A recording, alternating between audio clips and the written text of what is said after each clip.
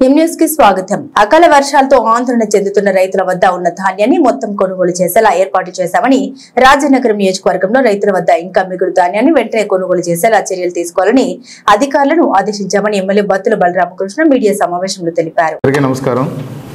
ఈరోజు మన రాజనగరం నియోజకవర్గం కోరుకొండలో ఎంపీడీఓ ఆఫీస్ నందు అగ్రికల్చర్ డిపార్ట్మెంట్ వారిని MGNRGS వారితో రివ్యూ చేయడం జరిగింది.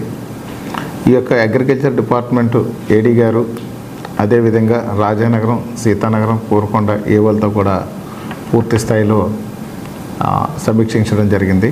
ఆ సమీక్షలో ముఖ్యంగా ధాన్యం కొనుగోలు గురించి మాట్లాడడం జరిగింది. ఇప్పటి వరకు రాజానగరం నియోజకవర్గంలో 92% ధాన్యాన్ని కొనుగోలు చేయడం జరిగింది.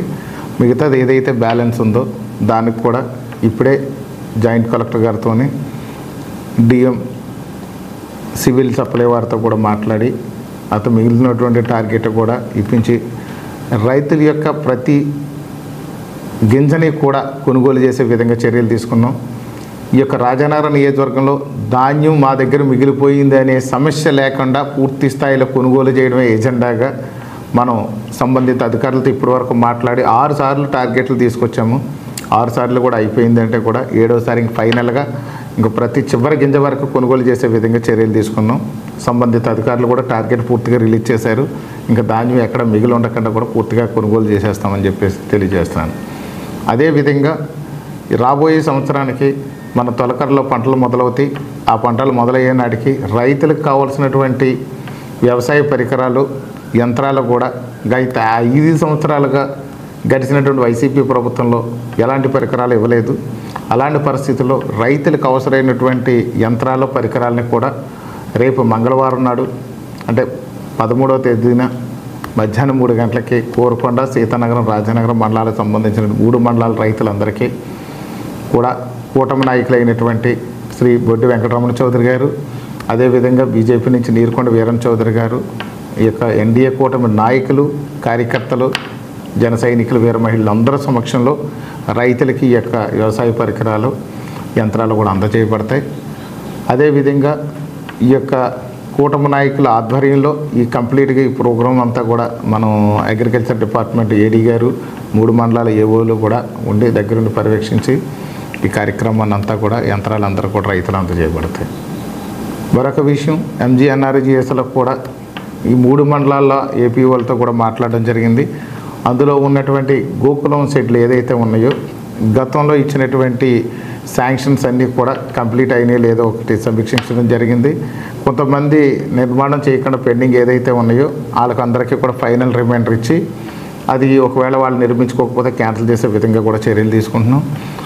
మరొక విషయం ఏంటంటే ప్రతి మండలానికి కూడా ఇప్పుడు మనకు ఉన్నటువంటి 3 మండలాలకు కూడా మరొక 50 చొప్పున రాజానగరానికి 50, కోరుకొండకి 50, సీతానగరానికి 50 చొప్పునటువంటి మరొక మినీ గోకులాలు కూడా శాంక్షన్ రావడం జరిగింది.